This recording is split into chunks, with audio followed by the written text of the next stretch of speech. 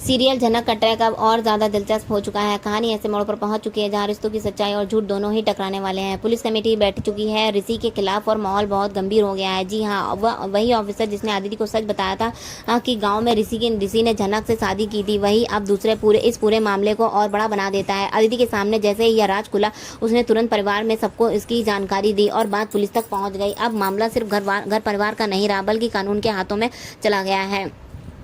पराशर समेत कई लोग इस मीटिंग में मौजूद हैं। सबके चेहरे पर सवाल है कि आखिर क्यों गांव की एक लड़की जिसने ऋषि से शादी की थी, वह आज उसके घर में नौकरानी बनकर क्यों रह रही है। यह सवाल सुनकर माहौल और तनावपूर्ण हो जाता है। हर किसी की नजरें झनक पर टिक जाती हैं। अदिति की नाराजगी साफ झलक रही होती। उसे लगता है कि उसकी जिंदगी में खिलवाड़ हुआ है। वहीं परिवार के बड़े लोग सोच में पड़ जाते हैं कि अगर यह सच साबित हो गया तो समाज में उनकी कितनी बदनामी होगी। यह अब पुलिस की बारी आती है। ऑफिसर झनक से पूछता है कि सच क्या है, क्या सच में उसकी शादी ऋषि से हुई थी। यहाँ पर झनक के सामने सबसे बड़ा इम्तिहान है। अगर उसने सच कह दिया तो उसका पति ऋषि पर कोई केस दर्ज हो सकते हैं। शादी छुपाने का, धोखा देने का और उसकी दूसरी शादी के इरादों का आरोप लग सकता है। ऋषि का करियर, उसकी इज्जत, सब कुछ दांव पर लग जाएगा। लेकिन अगर झनक चुप रही जाती है तो सच को छुपा लेती है तो फिर उसे खुद की नौकरानी के रूप में जीना पड़ेगा और अपने रिश्ते को अनकहा ही रखना होगा। ऋषि की हालत और भी खराब हो जाती है जब वह देख रहा होता है कि पुलिस और अदिति सब झनक पर दबाव डाल रहे हैं। लेकिन झनक की आंखों में आंसू आ जाते हैं। फिर भी वह अपने दिल को मजबूत करके कुछ नहीं कहती। वह जानती कि अगर उसने सच बता दिया तो ऋषि पूरी तरह बर्बाद हो जाएगा। इसलिए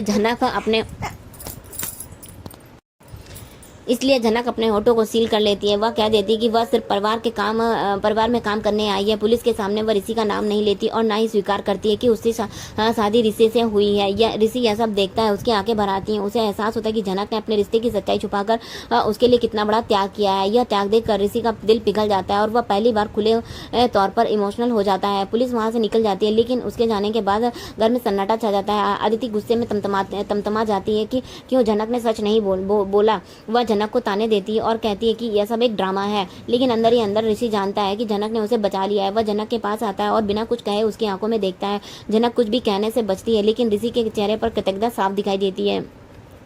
वह अपने दिल से समझ जाता है कि उसकी नई शुरुआत का पहला कदम है। अब तक जो भी उनके बीच हुआ था, गलतफहमियां थी, मजबूरियां थी, लेकिन अब झनक के इस फैसले ने सब कुछ बदल दिया है। ऋषि पहली बार झनक के साथ खड़े होने का वादा करता है। वह उसे भरोसा दिलाता है कि अब वह उसे अकेला नहीं छोड़ेगा। धीरे धीरे वह झनक को आगे बढ़ाने लगेगा, उसकी पहचान बनाने में मदद करेगा। झनक उसकी बातें सुनकर चुप रहती है, लेकिन उसके चेहरे पर हल्की सी मुस्कान आ जाती है।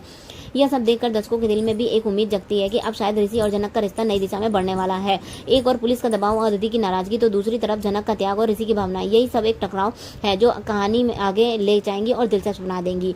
लेकिन सवाल अभी बाकी है। अदिति के मन में शक का बीज जो बो दिया गया है, वह अब हर पल इस सच्चाई तक पहुंचना चाहती है कि झनक और ऋषि का रिश्ता आखिर क्या है। पराशर और बाकी लोग भी इस मामले में रुचि लेने लगे हैं। अब सब सोचते हैं कि क्यों ऋषि ने झनक से शादी छुपाई। अगर यह सच है तो आखिर इसका मतलब क्या है। दूसरी तरफ दर्शकों को यह भी जानने की बेचैनी है कि कब तक अनिरुद्ध को इस रिश्ते का पता चलेगा। अनिरुद्ध झनक के लिए क्या महसूस करता है, यह सब जानते हैं।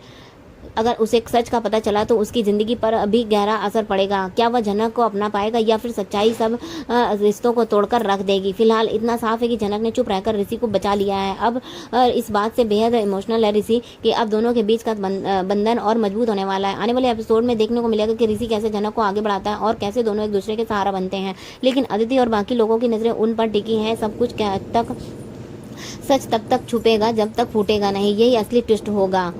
इस तरह कहानी से धीरे धीरे एक नए मोड़ पर पहुंच गई जहाँ ऋषि और झनक की जिंदगी में मुश्किलें तो बढ़ी हैं, लेकिन उनके दिलों में बीच की दूरी धीरे धीरे कम हो रही है। शो के आने वाले एपिसोड में यह देखना बिल्कुल भी मिस मत कीजिएगा कि कैसे यह रिश्ता सवाल और हर चुनौती के बीच भी अपनी जगह बनाता है। और जब अनिरुद्ध को झनक के सच का पता चलता है तो झनक इस कहानी का यह हिस्सा वहाँ से आगे बढ़ता है जहाँ पहले हिस्से में पुलिस कमेटी की पूछताछ और ऋषि व झनक के रिश्ते को लेकर सवाल खड़े हुए थे। उसी पूरी हलचल और अपमान का असर झनक पर गहरा पड़ा। बार बार उसे बेइज्जत किया जाना, ताने सुनना और उसके आत्मसम्मान को ठेस पहुंचाना, इन सब ने मिलकर सबके दिल और शरीर दोनों को थका दिया था। चटर्जी परिवार के लोग पहले ही उसे बार बार कटघरे में खड़ा कर चुके थे और अब अदिति और अनिरुद्ध तक ने उसे कठोर शब्द में नीचा दिखाने के कोई असर नहीं छोड़ी थी। परिवार और समाज का दबाव इतना बढ़ गया था कि झनक ने चुपचाप सब सहा, लेकिन उसका शरीर अब बोझ नहीं सह पाया। दादा भाई की तबीयत बिगड़ने पर जनक ने बिना सोचे समझे अपना खून दे दिया। उसे खाने की परवाह की, ना पीने की। अब बस एक ही सोच उसके मन में थी कि परिवार के उस बड़े की जान बचनी चाहिए।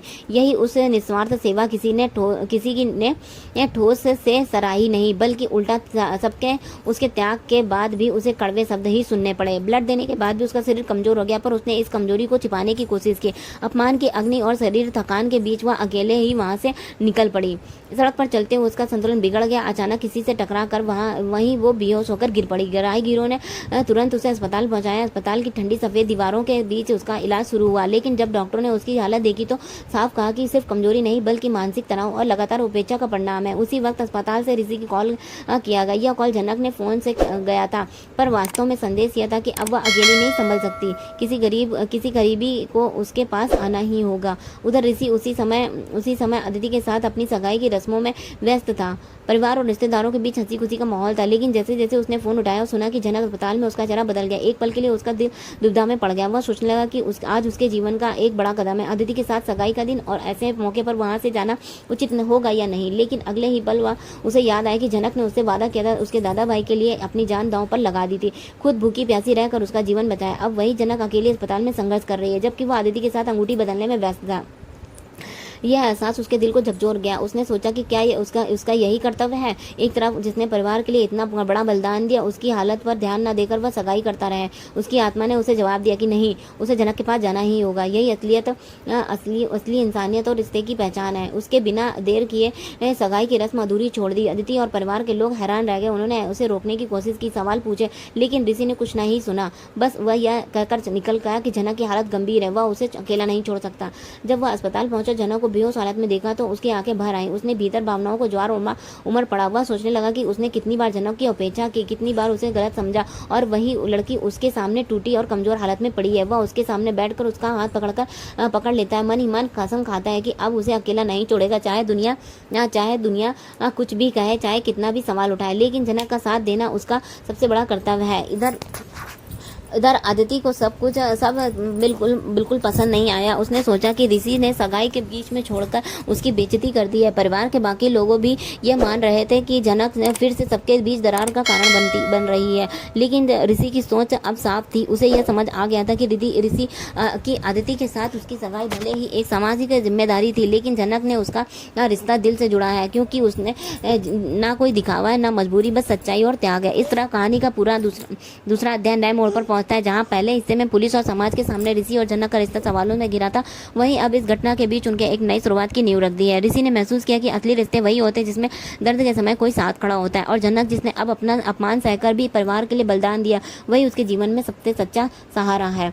तो आगे कहानी इस दिशा में बढ़ेगी कि अदिति और रुद्र जैसे लोग इस नई नज़दीकी को कैसे देखते हैं, परिवार किस तरह से प्रतिक्रिया करता है। लेकिन इस समय तो सच यही था कि अस्पताल के कमरे में बैठे ऋषि और जनक के बीच एक मौन वादा हो चुका था, ऐसा वादा जो शायद दोनों की जिंदगी की राह बदलने वाला था। तो मिलते हैं हम आपको नेक्स्ट एपिसोड में, तब तक के लिए बाय बाय, जय श्री राम, राधे राधे।